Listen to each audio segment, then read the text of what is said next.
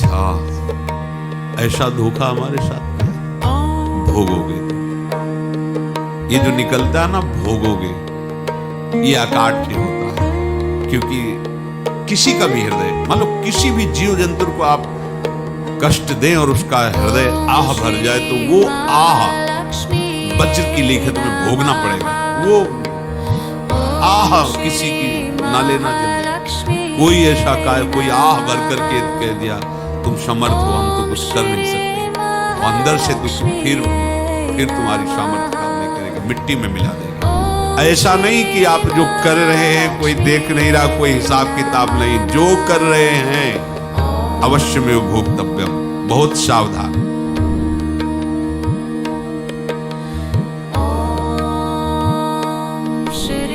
जीव स्वयं नित्य निरंतर कर्मों के जाल को रच रहा है और अपने आप को बांध रहा है।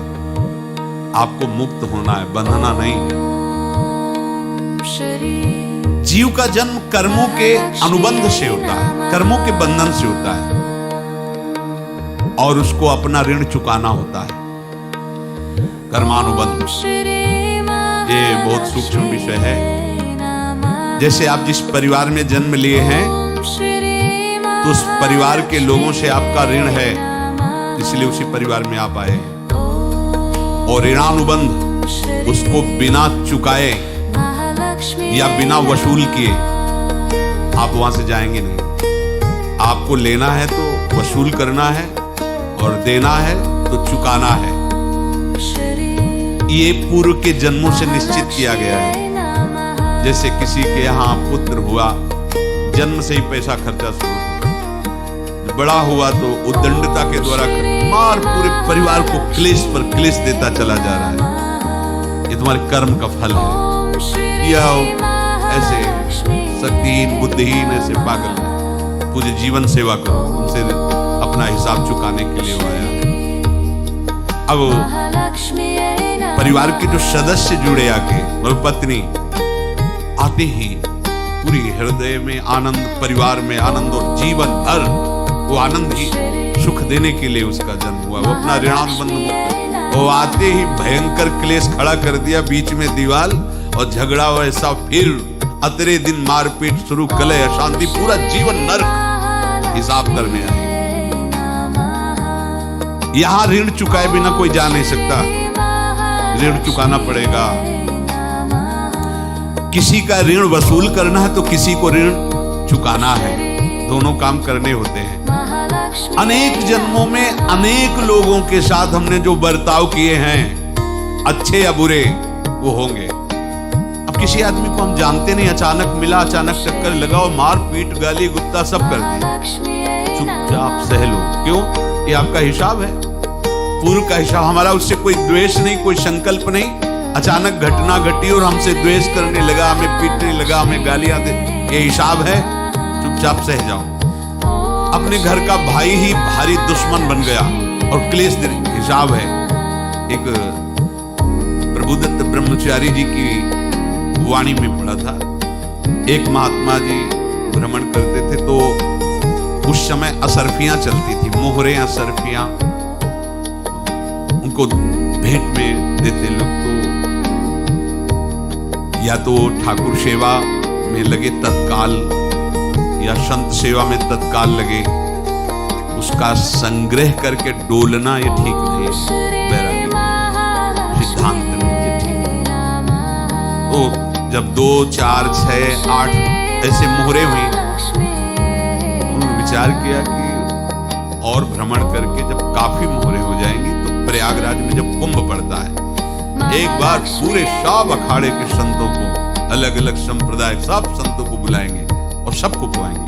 अब साधु है तो यही विचार करेगा, और क्या विचार करेगा। तो उन्होंने ऐसे डंडा बनवाया, बेंत, जो ऊपर से चूड़ीदार और भीतर पोला, और मोहरे उसमें डालते, और भ्रमण, जहां जहां श्रद्धालु भगत के सबके यहाँ जाना और इच्छा रखना, एक मोहर तो दे दे दक्षिणा। कामना कोई भी हो वो बांधती ही है, ध्यान रखना। इसीलिए प्रभु जो चाहे वो करे, अपनी चाह नहीं रखनी चाहिए, अपनी चाह प्रभु की चाह में मिला देनी चाहिए। धीरे धीरे वो छड़ी भर गई। भ्रमण करने वाले महात्मा चूड़ी लगाई, इंतजार करते रहे जब प्रयाग का कुंभ पड़ा तो चले। तो रास्ते में एक गांव में पूछा जाता, जैसे कहीं रुको कि कोई श्रद्धालु ऐसा है जो संत सेवी है। तो कुछ लोगों ने बताया हाँ एक परिवार है बहुत संत सेवी है और आप मिला दीजिए। घर में रुका, खूब अच्छा हलवा पूड़ी पकाया और जो घर के मालिक थे चरण दबाए। चरण दबाते दबाते उनकी दृष्टि पड़ी उस डंडे पे, इतना मोटा और ऊपर से चूड़ी सी भी नजर आ रही।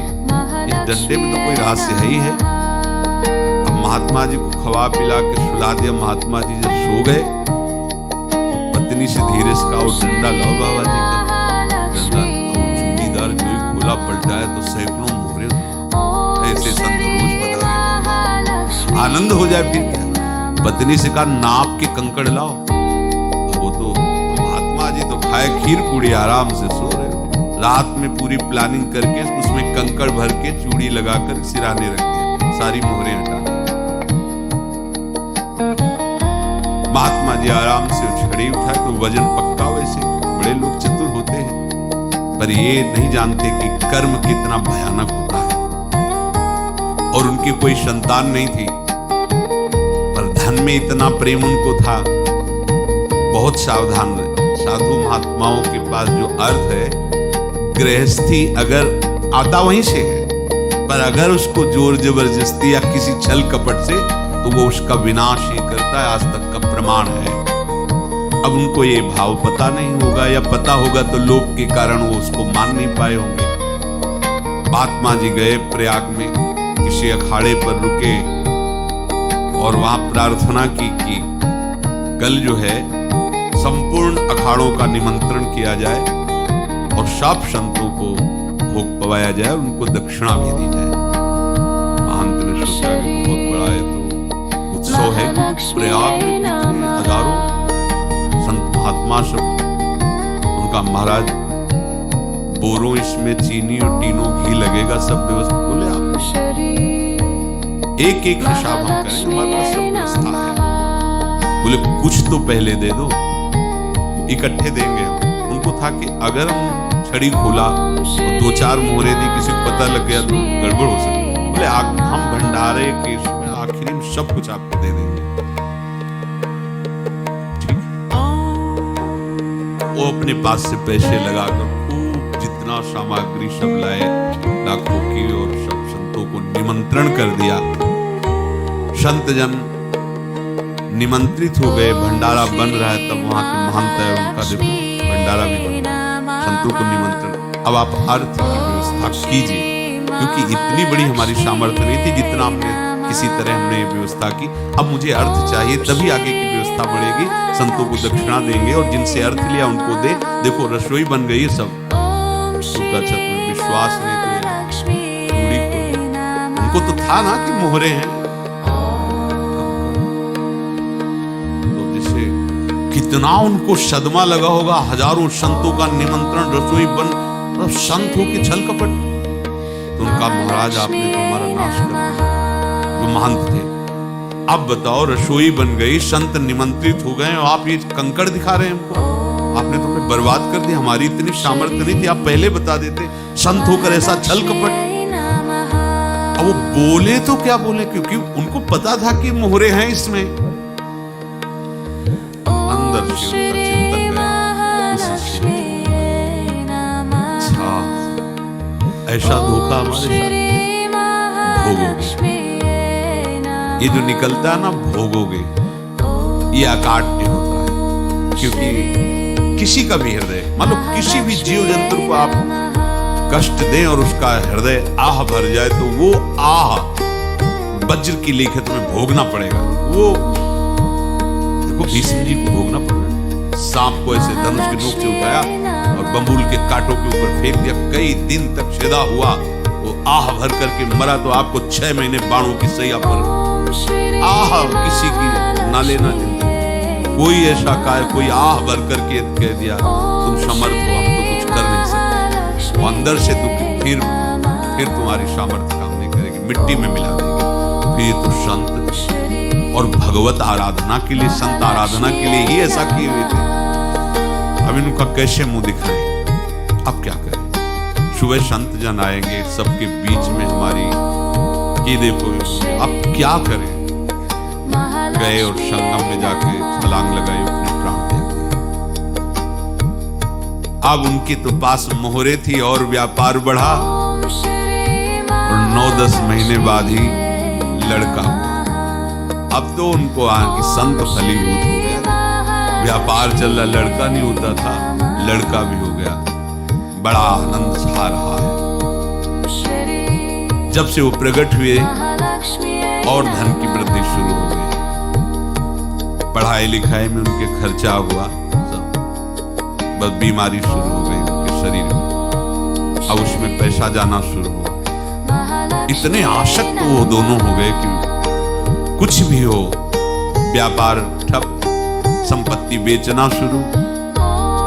तो उन्होंने कहा कि बेटा मैं क्या करूं? बोले हमारी अंतिम इच्छा है प्रयाग चलो, और जितने प्रयाग में संत महात्मा सबको एक बार भंडारा करवाओ, हमारी इच्छा अंतिम है, क्योंकि अंतिम यही इच्छा थी। बोले अब ज्यादा संपत्ति तो नहीं रह गई, तो बोले घर बेच दो, मेरे लिए ही तो है, बेच दो। मुझे लगता मैं बचूंगा नहीं, पर मेरी अंतिम इच्छा पूर्ण कर। घर बेच दिया, जेवर बेच दी। वहां गए, जब संत सेवा की तो बोले मुझे संगम तक ले चलो।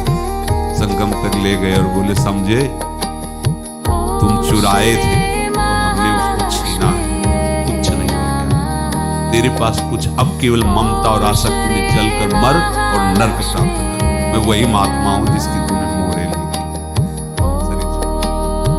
महात्मा को जन्म लेना पड़ा, इनको दुर्गति भोगनी पड़ी। ऋणानुबंध होश में, ऐसा नहीं कि आप जो कर रहे हैं कोई देख नहीं रहा, कोई हिसाब किताब नहीं, जो कर रहे हैं अवश्य में भोक्तव्यम, बहुत सावधान। अनेक जन्मों में अनेक लोगों से जो कुछ लिया दिया है, इस लेने देने को मिटा देने के बाद ही तुम मुक्त हो गए। इसीलिए एक उपाय है, लेना न देना मगन रहना। क्या? मालिक को समर्पित हो जाओ, मालिक को अपना माना हुआ समर्पित कर दो, खत्म। अहम त्वाम स्वरूपाभ्यो मोक्षयिष्यामि, सब खत्म, आगे पीछे लेना देना सब खत्म।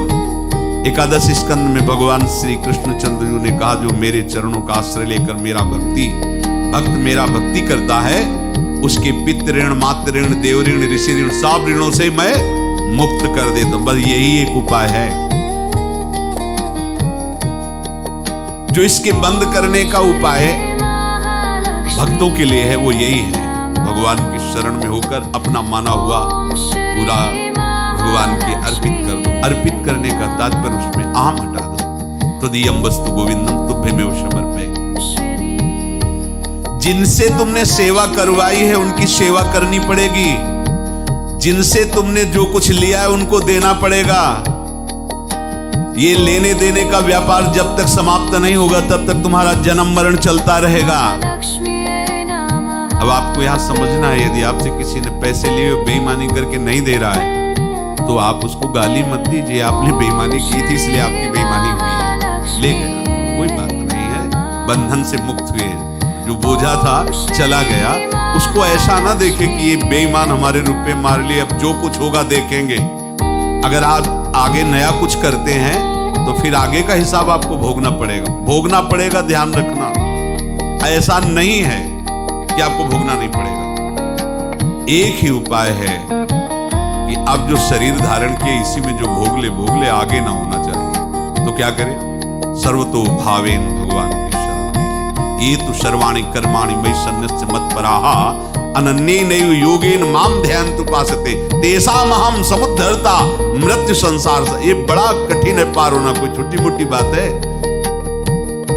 एक महात्मा बाल्यावस्था से भजन करते थे, शालिग्राम भगवान पास रखते थे और उन्हीं की आराधना करके बस पाठ, नाम जप और भ्रमण करते थे। यौवन अवस्था थी, गंगा जी के किनारे अपने ठाकुर को विराजमान करके स्नान करने के लिए कपड़ा ही उतार रहे थे कि 90 लोग आ गए, भाला तलवार सब, मारो मारो इसको मारो, घेर लिया। उन्होंने हाथ जोड़कर कहा, हमने क्या अपराध किया, कोई सुन ही नहीं रहा। तो उन्होंने कहा, मार तो डालोगे आप 90 लोग, हम कोई अस्त्र शस्त्र तो लिए नहीं, एक बार हमें गंगा में डुबकी लगा देने और अपने ठाकुर को स्नान करा देना, इसके बाद भगवत इच्छा से वो लोग रुक गए, स्नान किया और अंदर से प्रार्थना की, आपकी सिवा मेरा कोई है नहीं और ये मुझे मारना चाहते हैं।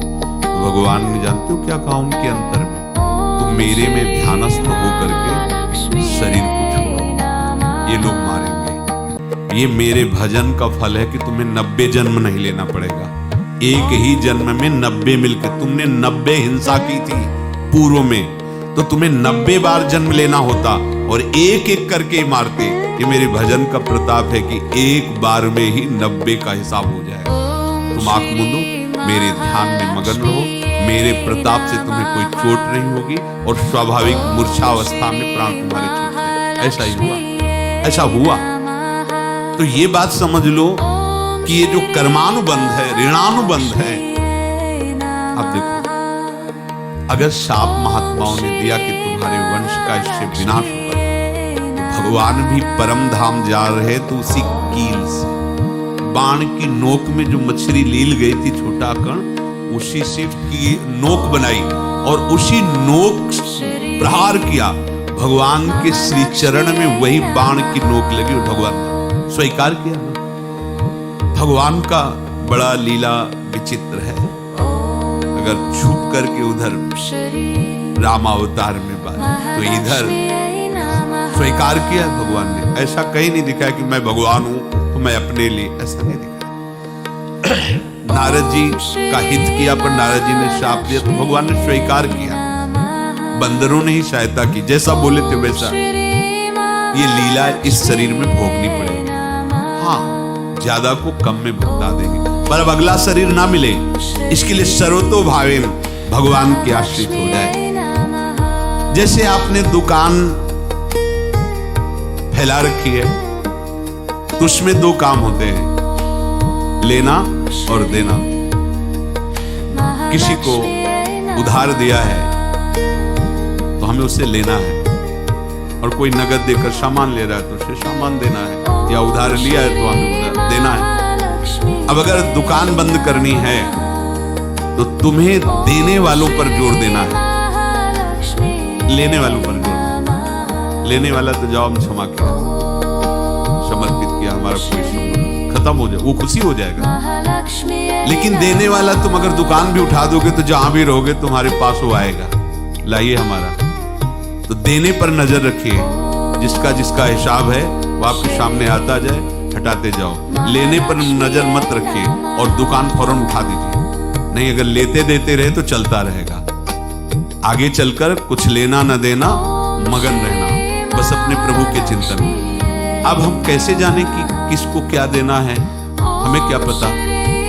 हम पूरा हिसाब जिनको पता है उनको दे देते हैं, समझ रहे हो? उनको पता है क्या लेना है क्या देना है। इनके पास पहुंच गए, सरकारी हिसाब से सब बराबर कर देंगे। हमको अपनी जिम्मेवारी इनकी चरणों में समर्पित कर देना है, तभी हम जीवन मुक्त होंगे। ये रहस्य की बात है। प्रभु कह रहे हैं, यस्य सर्वे समारंभाः काम संकल्प वर्जिताः ज्ञानाग्नि दग्ध कर्माणं तमाहु पंडितम बुधाः। जिसके संपूर्ण कर्मों के आरंभ संकल्प और कामना से रहित हैं, तथा जिसके संपूर्ण कर्म ज्ञान रूपी अग्नि से जल गए हैं, उसको ज्ञानी जन भी पंडित कहते हैं, बुद्धिमान कहते हैं। पूज्य श्री भाई जी महाराज कह रहे, जैसे वहां ज्ञानाग्नि से दग्ध कह रहे तो अपने वृंदावन वासियों का प्रेमाग्नि से सब कर्म संस्कार दग्ध होते। जिस समय आपके हृदय में भगवत प्रेम का प्रादुर्भाव होगा तो लेश मात्र कभी तुम्हें दुख नहीं भोगना पड़ेगा। प्रेम का प्रादुर्भाव होते ही दुख का नाश हो जाता है, महासुख। जब प्रेम का प्रादुर्भाव होगा तो समस्त पाप भस्म हो जाते हैं, अशांति नष्ट हो जाती है, संसार ज्वाला स्पर्श भी नहीं कर सकती है। जब भगवत प्रेम का प्रादुर्भाव होता है, हो सकता है उस उपासक के जीवन में दुखों का पहाड़ टूट पड़े, परिवार खिलाफ, शरीर रोगी, अव्यवस्था, बहुत कुछ सब कह रहे हैं। इतना सब होने पर भी उसके हृदय में कोई भी दुख नहीं होता। ऐसा सामर्थ्यशाली भगवत प्रेम है। भगवान के चरणारविंद का जिसके हृदय में प्रेम है, भारी से भारी दुख भी उनको विचलित नहीं कर सकता। अच्छा, ऐसा धोखा हमारे साथ भोगोगे तो ये जो निकलता है ना, भोगोगे, ये अकाट्य होता है। क्योंकि किसी का भी हृदय, मान लो किसी भी जीव जंतु को आप कष्ट दें और उसका हृदय आह भर जाए तो वो आह वज्र की लेखे तुम्हें भोगना पड़ेगा। वो आह किसी की ना लेना जिंदगी। कोई ऐसा कोई आह भर करके कह दिया तुम समर्थ हो, हम तो कुछ कर नहीं सकते, वो अंदर से दुखी, फिर तुम्हारी सामर्थ्य काम नहीं करेगी, मिट्टी में मिला देगी। ऐसा नहीं कि आप जो कर रहे हैं कोई देख नहीं रहा, कोई हिसाब किताब नहीं, जो कर रहे हैं अवश्य में भोक्तव्यम, बहुत सावधान।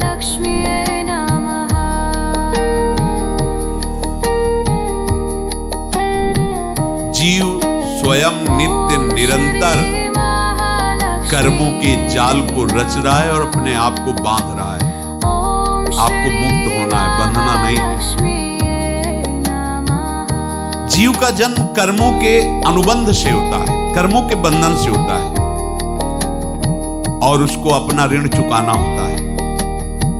कर्मानुबंध ये बहुत सूक्ष्म विषय है।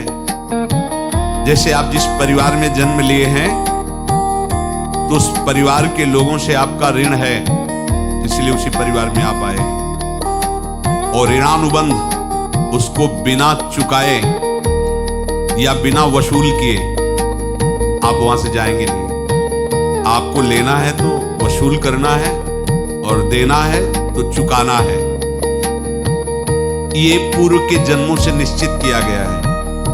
जैसे किसी के यहाँ पुत्र हुआ, जन्म से ही पैसा खर्चा शुरू, बड़ा हुआ तो उद्दंडता के द्वारा मार पूरे परिवार को क्लेश पर क्लेश देता चला जा रहा है। ये तुम्हारे कर्म का फल है।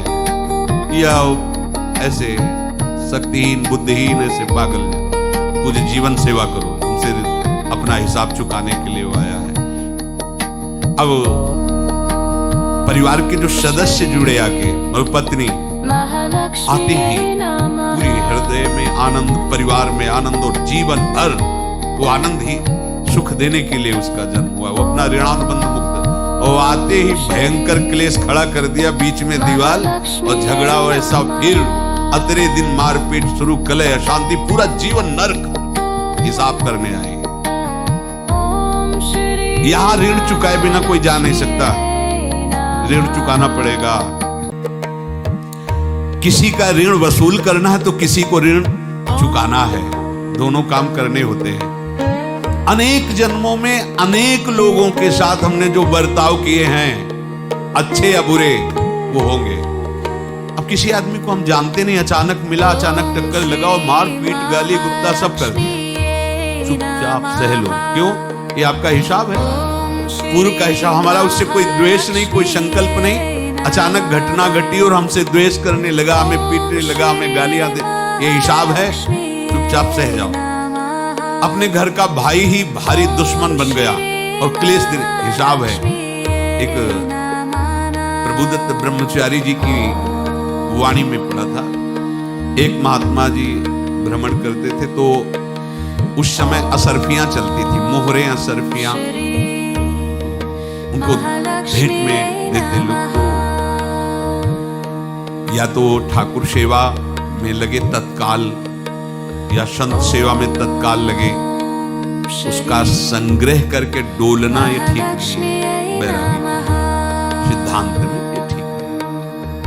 तो जब 2, 4, 6, 8 ऐसे मोहरे हुई तो विचार किया कि और भ्रमण करके जब काफी मोहरे हो जाएंगे तो प्रयागराज में जब कुंभ पड़ता है, एक बार पूरे सब अखाड़े के संतों को, अलग अलग संप्रदाय सब संतों को बुलाएंगे और सबको बुलाएंगे। अब साधु है तो यही विचार करेगा और क्या विचार करेगा। तो उन्होंने ऐसे डंडा बनवाया बेंत, तो ऊपर से चूड़ीदार और भीतर पोला और मोहरे उसमें डाल दी और भ्रमण, जहां जहां श्रद्धालु भगत थे सबके यहाँ जाना और इच्छा रखना, एक मोहर तो दे दे दक्षिणा, कामना कोई भी हो वो बांधती है, ध्यान रखना। इसीलिए प्रभु जो चाहे वो करे, अपनी चाह नहीं रखनी चाहिए, अपनी चाह प्रभु की चाह में मिला देनी चाहिए।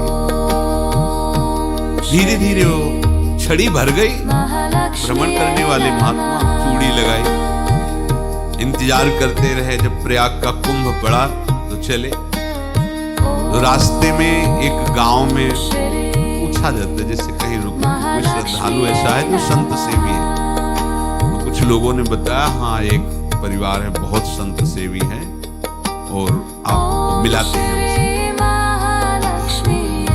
घर में।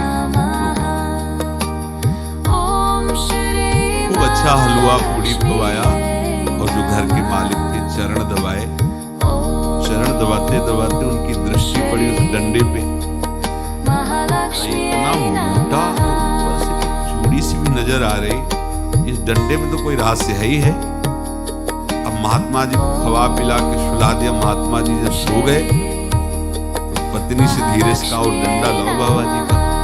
डंडा तो वो चूड़ीदार जो ही खोला पलटा है तो सैकड़ों मोहरे, ऐसे संत रोज बता रहे हो, आनंद हो जाए। फिर पत्नी से कहा नाप के कंकड़ लाओ, वो तो महात्मा जी तो खाए खीर पूरी आराम से सो, रात में पूरी प्लानिंग करके उसमें कंकड़ भर के चूड़ी लगाकर सिराने रख दिए, सारी मोहरे हटा। महात्मा जी आराम से छड़ी उठाए तो वजन पक्का, वैसे बड़े लोग चतुर होते हैं पर ये नहीं जानते कि कर्म कितना भयानक होता है। और उनकी कोई संतान नहीं थी पर धन में इतना प्रेम उनको था, बहुत सावधान रहे। साधु महात्माओं के पास जो अर्थ है, गृहस्थी अगर आता वहीं से, पर अगर उसको जोर जबरदस्ती या किसी छल कपट से, तो वो उसका विनाश ही करता है, आज तक का प्रमाण है। अब उनको ये भाव पता नहीं होगा या पता होगा तो लोभ के कारण वो उसको मान नहीं पाए होंगे। महात्मा जी गए प्रयाग में, किसी अखाड़े पर रुके और वहां प्रार्थना की कि कल जो है संपूर्ण अखाड़ों का निमंत्रण किया जाए और सब संतों को भोग पवाया जाए, उनको दक्षिणा भी दें।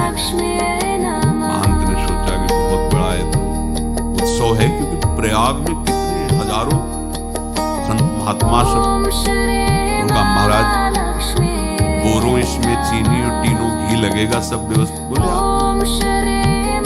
एक एक हिसाब हम करेंगे, हमारे पास सब व्यवस्था है।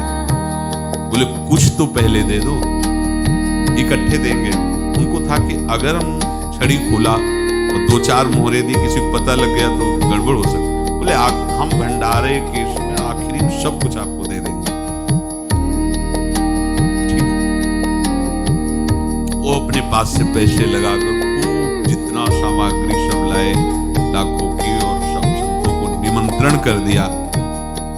संत जन निमंत्रित हो गए, भंडारा बन रहा है। तब वहां के महंत है, उनका देखो भंडारा भी बन रहा है, संतों को निमंत्रण। अब आप अर्थ की व्यवस्था कीजिए, क्योंकि